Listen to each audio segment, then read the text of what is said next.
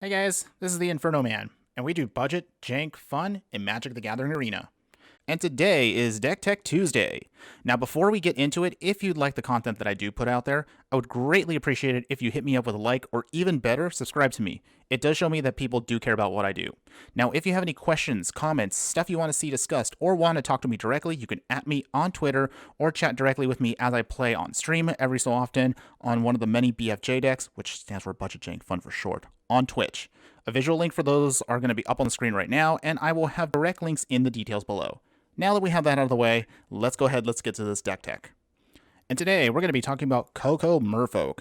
Ever since Magic Arena has gone into open beta, Merfolk Tribal has actually been a bit of a thing, but didn't quite get enough support. It has only gotten small upgrades here and there throughout each of the sets that have come out after the Ixalan block.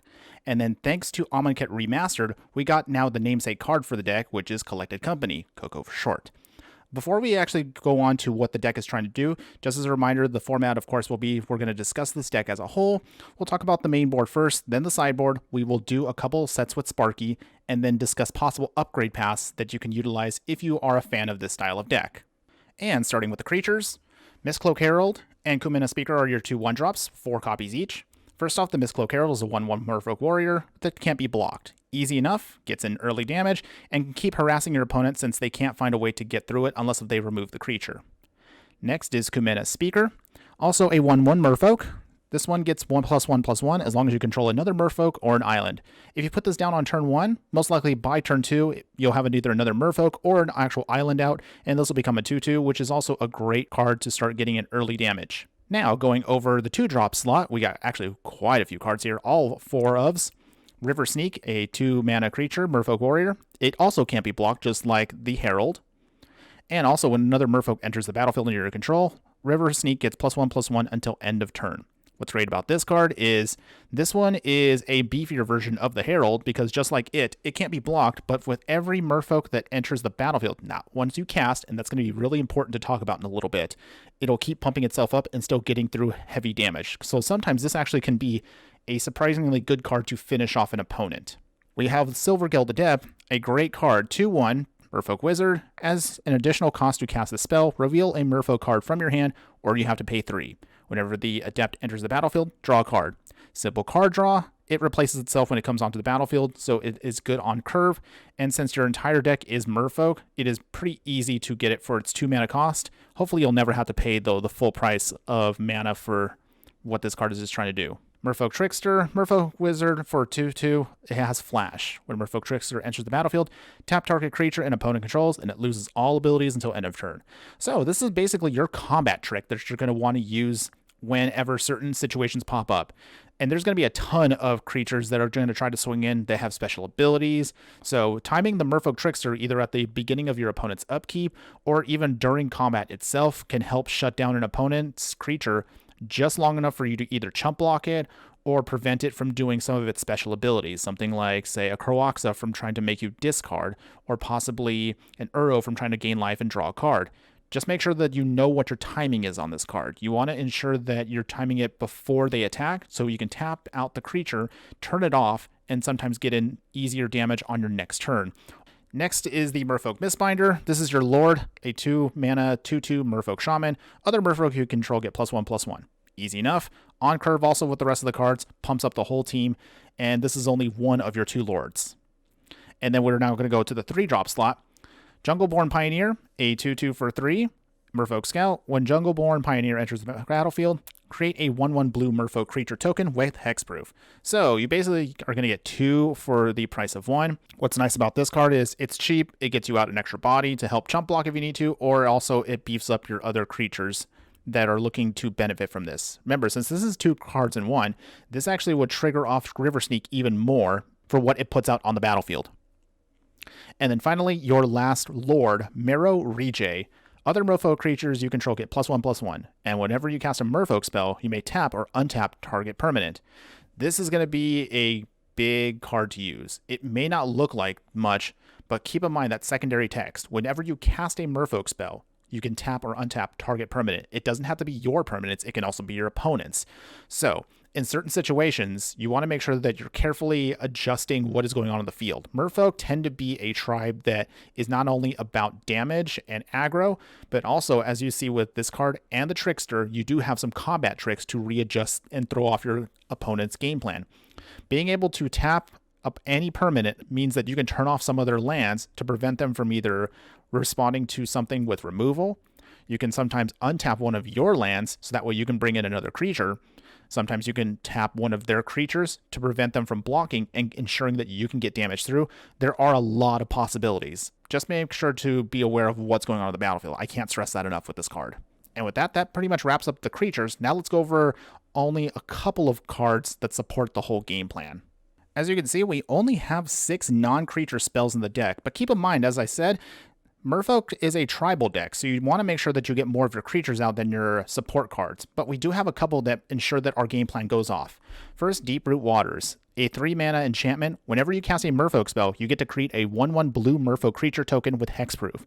So if you are chaining off more and more of your Merfolk spells, this will ensure that you can get more blockers on the field, and if you have your Lords out, these come up 2/2 or even 3/3 cards, which means that they are going to be very big threats to your opponent if you want to go wide and need to ensure that you can block sometimes something bigger that might risk you losing the game. And our final card that is non-creature is Collected Company, the namesake card that makes this deck actually work really well. That's not to say that Merfolk didn't have the tools that are needed to ensure wins before. It makes a big difference in building up the tempo that you need to get you closer to victory. Collected Company is a 4-mana instant where you get to look at the top 6 cards of your library. Put 2 creature cards with converted mana cost 3 or less from among them onto the battlefield, and put the rest at the bottom of your library in any order. Just make sure that the way you want to play this is going to be dependent on how the field looks. Play it sometimes at the end of your opponent's end step to make sure that you can swing the tempo back in your favor. Sometimes you might have to use this card as a combat trick. The good news, however, is all of your Merfolk can get out with this card because you don't have anything above the 3 converted mana cost.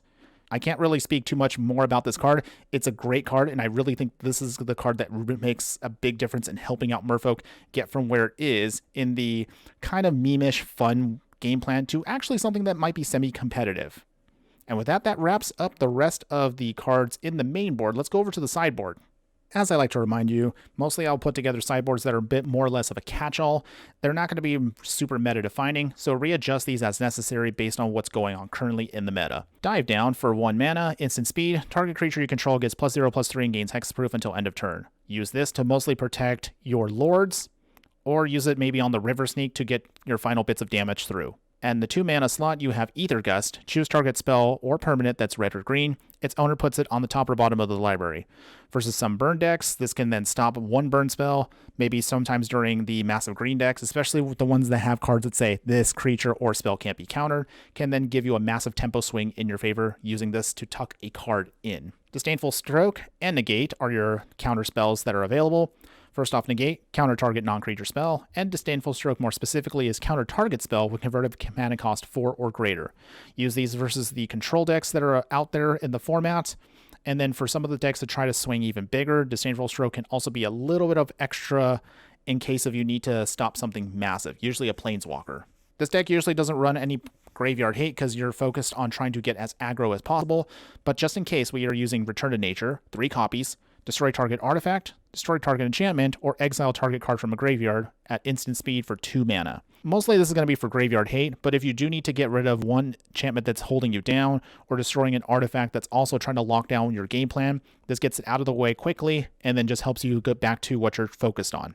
And then finally, at 4 mana, Tempest Caller, a Merfolk wizard at 2/3. When the Tempest Caller enters the battlefield, tap all creatures target opponent controls. Long story short, bring this in versus decks that are trying to go wide. Decks that use tons of tokens, decks that are going super wide with a bunch of 1/1s. That's basically what this card is for. And with that, that pretty much covers everything here. Oh, I'm so sorry. I always forget this. I always forget to talk about the lands. We are using 9 islands, 5 forest, 4 Thornwood Falls, and 4 unclaimed territory. Briefly on the Thornwood Falls. Thornwood Falls enters the battlefield tapped. When it enters the battlefield, you gain 1 life. This is your common If you can upgrade the deck, be sure to switch out these as soon as possible.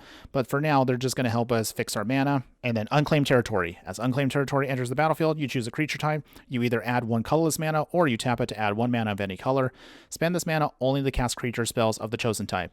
This card is the reason why we're only running 6 non-creature spells in the deck, because the rest are Merfolk. It is tribal, but this allows us to cheat using this card to get in creatures and help fix our mana, so we don't have to rely completely on tap lands. And with that, that is the entire deck. Let's actually now face Sparky and see how well this deck does, just to show you as an example of what you're trying to do. Okay, here we go. We're actually now going to have a match against Sparky, who is our wonderful sparring partner.